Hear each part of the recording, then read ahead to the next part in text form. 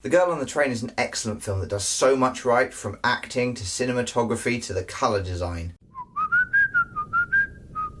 Hiya, I'm ThatJaymsWisdom, and this week's film review is of The Girl on the Train, which is a thriller mystery film based on a book of the same name. The general premise of the film is that a woman who is struggling with divorce rides the train past her old neighbourhood every day and becomes obsessed with the people she sees through the window. One day she sees something at one of the houses in the neighbourhood that she's obsessed with, and the next day the woman from that house goes missing. This leads to her becoming entangled with the lives of the people that she's been obsessed with from afar as she tries to assist in the investigation and find this girl. The main character, Rachel, is a complex character who is emotionally damaged after the breakup of her marriage, which has led her into alcoholism. She is expertly played by Emily Blunt, who brings real emotion to the character in a way that doesn't make her instantly sympathetic, but makes her feel real and human. Similarly, the other two lead female characters, played by Hayley Bennett and Rebecca Ferguson, are portrayed in a believable way that makes them feel real and, again, human. Hayley plays the missing woman and Rebecca the new wife of Rachel's ex-husband, played by Justin Theroux, and all of the characters are excellently portrayed throughout. The film is relatively successful in its storytelling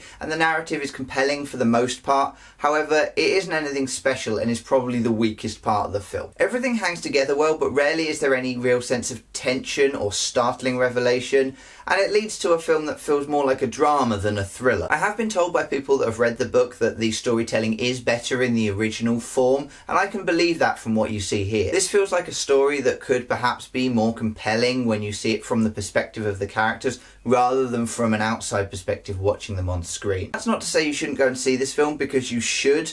The storytelling is absolutely fine, but in terms of filmmaking, this is an absolutely brilliant experience. The acting, as I said, was excellent, but on top of that, the way it was shot was superb, with characters feeling under pressure, isolated or desperate simply through their positioning within the frame. Equally, the sound design helped to heighten the emotions of the characters and helped us as an audience understand what each character was feeling at any given moment. Even the colour work was noteworthy, with the subtle use of colour in the backgrounds and the grading of shots tying everything together to deliver moments that not only looked fantastic but also brilliantly enhanced our sense of character and emotion. So yeah, this film is very good. It is a fantastically well made piece of cinema which is enjoyable throughout, with great acting, great visuals and great sound. The story may well be more involving in the book, but the film is still definitely worth checking out. And that's it. I've been ThatJaymsWisdom. Keep smiling and thank you very kindly. Thanks for watching. If you enjoyed this video, please like and subscribe. Go and check out last week's video as well, and follow me on Twitter for all of my weekly film tweets.